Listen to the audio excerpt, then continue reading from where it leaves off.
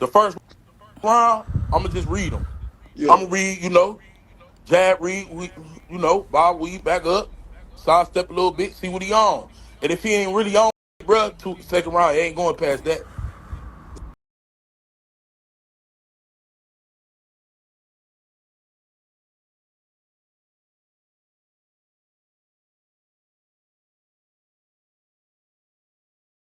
Show your face. Show your face, please, with sugar on top.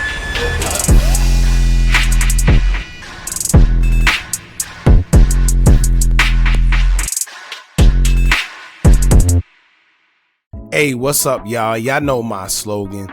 I don't know it all, but I know what I've been through. Now, before we get into this video, please make sure you head on down to Instagram and follow us on our official Instagram page at Hookah Anonymous _. We're able to be a little more explicit, a little more uncensored, and share content freely without running the risk of having our channel terminated. So, once again, make sure you head on down to Instagram and follow us on our official Instagram page at Hookah Anonymous _.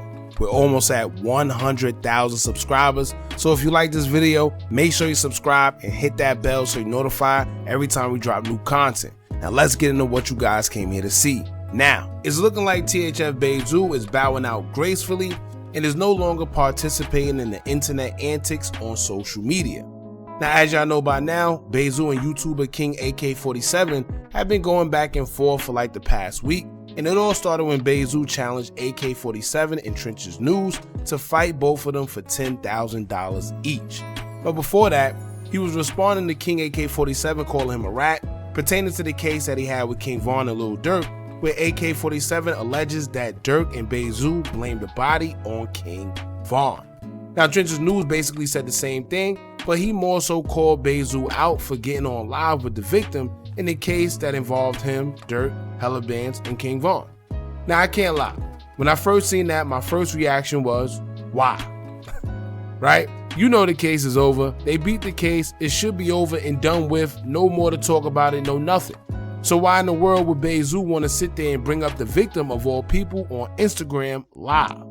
Now, according to Bayzoo, and he didn't say this verbatim, but he was trying to show the world that he didn't snitch, and the reason him and Lil Durk beat the case was for unknown reasons, but it had something to do with the victim not appearing in court or whatever else that he didn't do that he was supposed to do. Now, Bayzoo during the live with the victim kept saying that he appreciated the victim for doing what he did. However, we was all still left in the dark. But my thing is, if you're going to bring him on live to prove that he didn't tell or for whatever reason, but not say what he did and leave the people watching just as lost as they were before he got on live, then what was the sense in bringing him on? Not to mention, I always tell y'all that you need friends around you to hold you accountable. You need people around you that's gonna check you when you bugging out instead of a bunch of yes men, because these guys are gonna help you out when you might be bugging out. Because we all got those moments, we human. However, Zoo was supposed to have someone around him telling him, yo bro, why are you on live with the victim? You know, what are you doing? And he didn't just have him on there one time, he had him on there twice. You know, at least 2 times that I saw. But it happened, and him being on live with the victim is what prompted a response from King AK-47 after he would be on live and someone made him aware and asked him about it. That's when AK started going off by calling Bayzoo a rat and then roasting him, saying that he looks like someone's auntie. Now, after that transpired, Zoo would come out of nowhere and challenge AK-47 to a fight, including Hands TV, there to record, and he offered $10K to do it with gloves on and $20K to do it with the gloves off. Now, from the rip, if y'all go to the video we did covering it when it first happened, I told y'all that this fight wasn't going to go down from the gate for whatever reason. I personally think Zoo was just acting out of anger or emotion and just challenged AK to a fight, and it happens. You know, we're human. Sometimes our emotions get the best of us, or it can be worse when substances are involved, whether it's drugs or alcohol. Whatever it was, he challenged AK and AK was actually with it. Now, everything seemed smooth and seemed like it was going to happen until both of the guys couldn't agree on a location for the fight. Zoo wanted the fight to be before the end of February in Chicago, and AK-47 wanted it to be in Cleveland and a little bit longer so he can get prepared for the fight. Now, Zoo did state that he wanted it on Hands TV, which means that it was going to be in Chicago from the gate because that's a Chicago-based platform. And he did specify that he wanted it to happen before the month of February was over. However, AK also stated that Zoo tried to be tough and told him that they can do it anywhere, whenever. So he decided to do it in his hometown of Cleveland because he would feel more comfortable there. And rightfully so. I first said that AK going to Chicago wouldn't be a smart idea in the first place because either one of them going into someone else's territory wouldn't be safe regardless.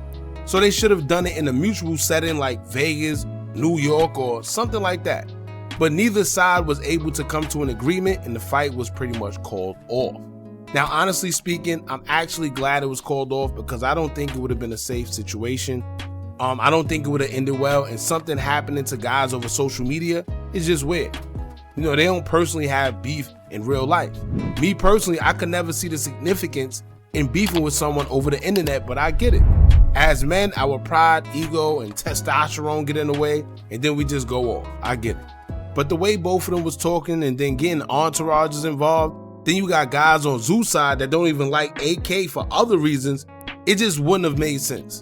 You know, not to mention $10,000 to be fighting, where I assume they both make more than $10,000 a month, that isn't no money to be fighting over. If that's the case, I'll pay them both $10K myself to fight and just set it up and do it the right way like that.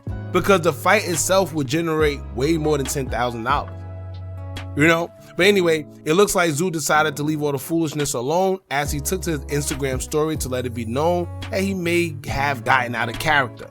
Zoo would take to his Instagram to say, quote, "Negative content sells at this point. This all you N-words can do to make money. I understand the dynamic of trolling. It ain't about who's real or who's not. Feed y'all family. I'm done responding to negativity. That's my word. But I wish y'all luck. I pray y'all get around the right people that want to see y'all win. I'm one of none. There's no other.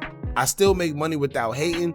Hood morning world. Win the right way, even if it gotta be in silence. I apologize to my fans for getting out of character. 100 emoji." Now let me say this. He is right to an extent. There is certain platforms that focus strictly on negativity and just want to troll and diss people for attention and views. But Bayzoo is the one that actually initiated this one. I can't lie. He should have known that was going to come out of this when he decided to fight trenches in AK-47. What else did he expect? Especially AK. You should have knew that AK was going to take it to the furthest extent possible. But rightfully so, right? It was easy content for him to benefit off of, especially if he was already trolling him. Now let me tell you, sometimes some things are left unsaid. Sometimes saying nothing is saying something. Sometimes silence is the best weapon because where your attention goes, energy flows. So all Zoo did was give AK energy and it worked out in AK's favor. Simple as that. Just like if they fought, right? That would have been no gain for Zoo because we already see that you got guys who were government informants with platforms and people still tuning into them. Right? And I'm not just talking about the obvious one that everybody's talking about. There's guys all over the world that done did bad. They done been government informants, currently government informants, and they still have platform. And that's because no matter who you are or what you did in this world, there's always going to be an audience for somebody. This is why YouTube is so popular, because anybody, no matter what you do or what you did, can have an audience. So let's hypothetically say that, right? Zoo did beat up AK on camera. AK could still have a following and still going to be able to benefit off his content because he's a YouTuber. In fact, his following would just get bigger off of the whole situation alone, opposed to if Zoo was to lose and that'll hurt his image as a rapper because he pride himself on being who he say he is. And once people see him get beat up, it's pretty much over. So once again, I always said that Zoo had nothing to gain in that situation, right? So like I said before, I'm happy they didn't even fight, and I'm glad Zoo choosing to focus on himself and just get to a bag. That's what it's about. Anything else is a distraction, especially on social media. However, I'm sure AK done got a few more subs and views off this situation, so once again, he still benefits at the end of the day. But anyway, that's pretty much it. Y'all jump in the comments. Let me know what y'all think about this. Don't forget to like, comment, share, and subscribe. Hit that bell so you're notified every time we drop new content. And remember, as long as you keep on watching, I'm going to keep on dropping. And I'm out.